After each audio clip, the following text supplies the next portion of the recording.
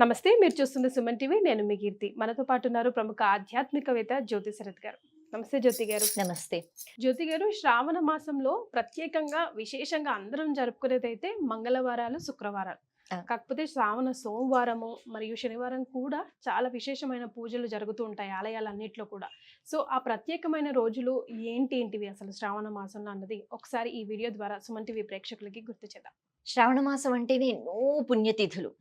ఇంకా చెప్పాలి అంటే ఈ మాసంలో ప్రకృతిలో వచ్చిన మార్పుల వల్ల మనకి అనారోగ్యం ఉండకూడదు అంటూ ప్రకృతి స్వరూపిణి అయిన అమ్మవారిని ఆరాధిస్తూ ఉంటాం. కాకపోతే అలా మీరు ఆరాధించండి అంటే అందరం ఆ పని చెయ్యం కదా. కాబట్టి మన పెద్దవాళ్ళు లేకపోతే మన ఋషులు మునులు ఈ తిథి ఇది, ఈ తిథి ఇది, కాబట్టి ఇలా చెయ్యండి చెయ్యండి అని మొత్తానికి శ్రావణ మాసం అంతా పూజలు మనం చేసుకునేటట్టుగా పెట్టారనమాట.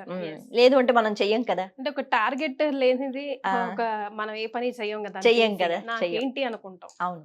కాబట్టి ఇలా చెప్తే ఓహో సరే అని చేస్తాం. ముందుగా కావాల్సింది ఏమిటి అంటే ఉత్సాహం, అలాగే నమ్మకం. సరే మన పెద్దవాళ్ళు చెప్పారు అబ్బా చెయ్యాలా అంటూ చేస్తే కాదు. లక్ష్మీదేవి ఎక్కడ ఉత్సాహం ఉంటుందో, ఎక్కడ ఆనందం ఉంటుందో అక్కడికి వెంటనే వచ్చేస్తుందట. ఎక్కడ ఉత్సాహం ఉండదో అంటే ఏ పని చేసినా ఉత్సాహం అన్నది ఉండాలి కదా. కాబట్టి ఆ ఉత్సాహంతోనే ఏ తిథికి ఏ పండుగ అన్నా ఆ పండుగ ఎంత వైభవంగా చేసామన్నది కాదు, ఎన్ని పదార్థాలు పెట్టామన్నది కాదు, మనలో ఎంత నమ్మకం ఉంది, అలాగే ఎంత ఉత్సాహంతో చేస్తున్నాము, ఎంత భక్తి శ్రద్ధలతో చేస్తున్నాము, చాలా ముఖ్యం. అయితే మనకి చంద్రమా మనసో జాతః అని ఒక మాట వింటూ ఉంటాం. అంటే చంద్రుడు మనఃకారకుడు. చంద్రుడు నిత్యం మనకి కనిపిస్తూ ఉంటాడు. ఆ కళలు మారుతూ ఉన్నప్పుడు దాన్ని బట్టి ఆ చంద్రుని యొక్క కిరణాల యొక్క ప్రభావం అన్నది మన మనసుపై పడుతుంది. మనసులోంచే కదా ఆలోచనలన్నీ వస్తాయి. మన మనస్సు బాగుంటే మనం చక్కగా ఆనందంగా ఉంటాం. 10 రూపాయలున్నా మనసు బాగుంటే ఆనందంగా ఉంటాం. మరి 1,00,00,000 రూపాయలున్నా మనసు బాగా లేకపోతే ఆనందం ఉండదు. అంటే మనఃకారకుడు అయిన చంద్ర ఆరాధన కూడా చేస్తూ ఉండాలి. ఎందుకు అంటే మనసులోంచి మంచి ఆలోచనలు రావాలి. తృప్తి అన్నది మనం మన మనసుకి ఇవ్వగలగాలి. మన మనసు తృప్తి పడదు కదా, దానికి అన్నీ కావాలి. కాబట్టి అది కావాలి ఇది కావాలి, ఎక్కడెక్కడో ఉంటుంది దాని దృష్టి. అక్కడక్కడ చూడకు, భగవంతుడి పైనే చూడు అనేటట్టుగా దాన్ని పట్టుకోగలగాలి. మరి అలా పట్టుకోవాలి అంటే మన మానవ ప్రయత్నం సరిపోదు. కాబట్టి చంద్రుడు అలాగే ఈశ్వరుడు గ్రహాలన్నిటినీ కూడా తను కవచంగా వేసుకుంటాడు, తను శాసిస్తూ ఉంటాడు. కేవలం చంద్రగ్రహం అని కాదు, అటువంటి చంద్రుణ్ణి కూడా శిరస్సు పైన పెట్టుకుంటాడు.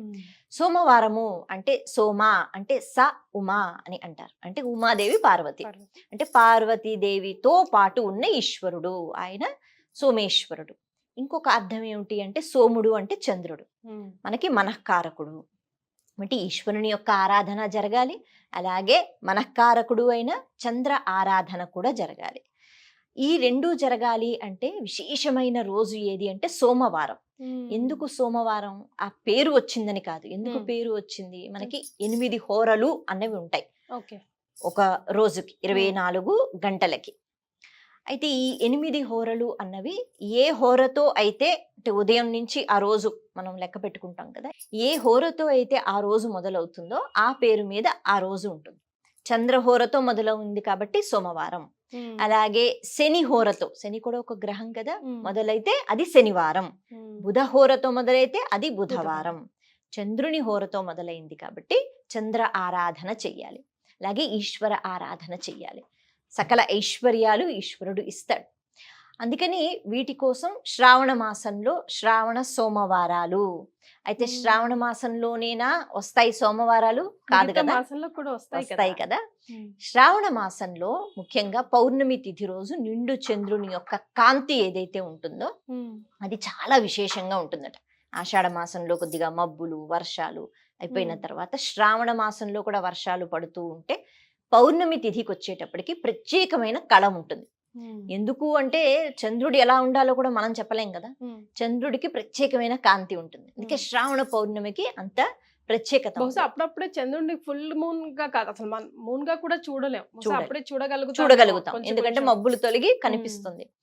ఆ ప్రత్యేకత ఉంటుంది కాబట్టి అక్కడి నుంచి వచ్చిన కిరణాలు అవి మనం చూడలేము. సూర్యుడిలాగా సూర్యుడి కిరణాలు చూస్తాం కానీ చంద్రుడివి చూడలేం. కానీ అవి ఔషధీ గుణముల్ని పెంచుతాయట. ఆ సమయంలో అంటే అప్పుడంటే కేవలం ఆయుర్వేదం కదా, కాబట్టి ఆ ఔషధీ తత్వములున్న మొక్కలు వాటిని మనం ఎక్కువగా ఉపయోగించే అవసరం. ఎందుకు అంటే ఇప్పుడే అంటువ్యాధులు ఇవన్నీ వస్తుంటాయి, క్రిమకీటకములు, వాటి వల్ల ఈ వ్యాధులు. అందుకని ఆ చంద్రుని యొక్క కళలు అలా ఉంటే ఆ కాంతి ద్వారా ఆ ఔషధములు పెరిగి మనకి ఆ మొక్కల ద్వారా వైద్యం అందేటట్టు. ఒకటి ఇంత విషయం ఉంది. అందుకే చంద్ర ఆరాధన విశేషంగా శ్రావణ మాసంలో. ఎందుకు అంటే ఒకటి ఆరోగ్యానికి సంబంధించి, ఇంకొకటి మనసుకి సంబంధించి. అలాగే శ్రీ మహావిష్ణువు తొలి ఏకాదశి అంటే ఆషాఢ మాసంలో తొలి ఏకాదశి అని వింటుంటాం. ఆ రోజు ఆయన నిద్రావస్థకి వెళతారు, అంటే నిద్రపోరు, మనలా కాదు, యోగ నిద్ర, నిద్రా ముద్ర అని అంటారు. నిద్రా ముద్ర పెట్టుకుని నిద్రపోతున్నట్టుగా అలా ఉంటారట. అలా ఎందుకు ఉంటారు? ఒక 4 నెలలు ఉంటారు. ఎందుకు అంటే మన మనసుల్లో ప్రవేశించి తీక్షణ దృష్టితో మనల్ని చూస్తారు. మనం ఏదైనా బాగా చూడాలి అంటే అలా ఆలోచిస్తాం కదా, ఒకవైపు చూసి. అలాగా భగవంతుడు నెమ్మదిగా కళ్ళు మూసుకున్నట్టుగా నిద్రలోకి వెళుతున్నట్టుగా వెళ్ళి మనల్ని చూస్తాడు.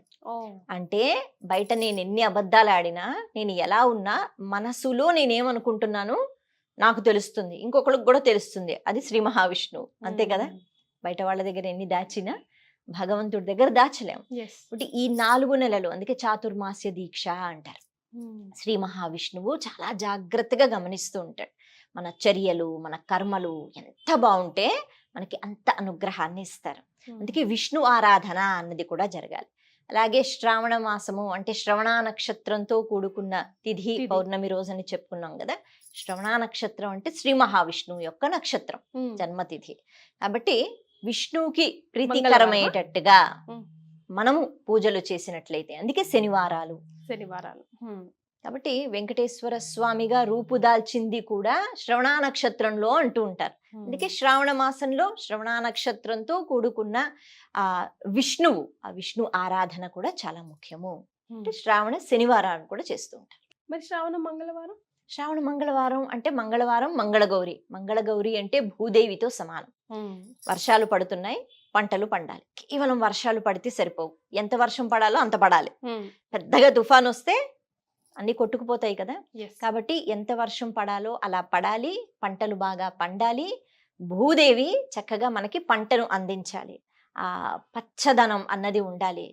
అన్ని జీవులకి, కేవలం మనం మనుషులం మనం పండించుకుని తింటామంటే కాదు కదా, జీవకోటికి కూడా ఆహారం భూమి నుంచే వస్తుంది ఏదో ఒక రకంగా. అంటే అన్ని జీవులకి ఆహారం భూమి అందిస్తుంది. ఆ భూమినే భూదేవి అంటున్నాం.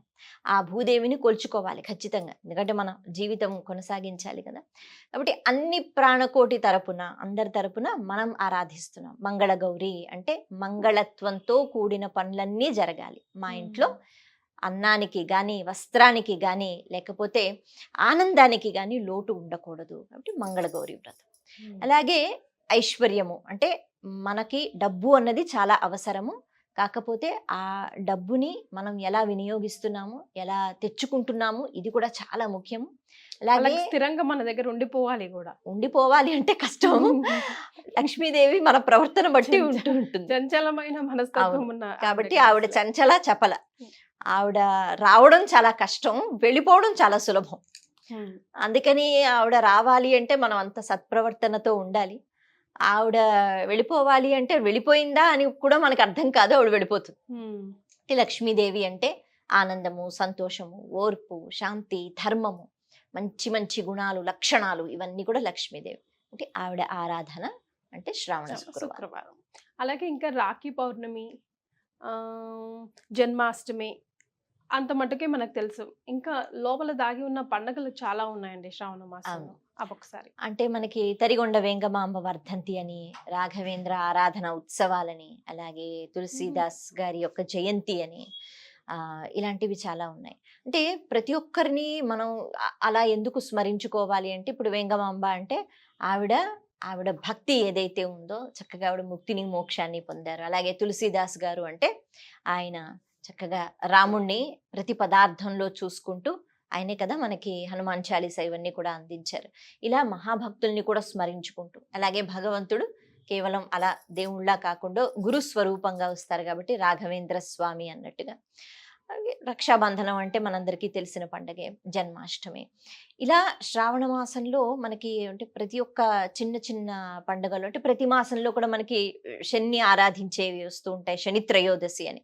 అలాగే ఈ మాసంలో కూడా శని త్రయోదశి అని, సంకష్టహర చతుర్థి అంటూ వినాయకుని యొక్క ఆరాధన అది ప్రతి మాసంలో వస్తూ ఉంటుంది.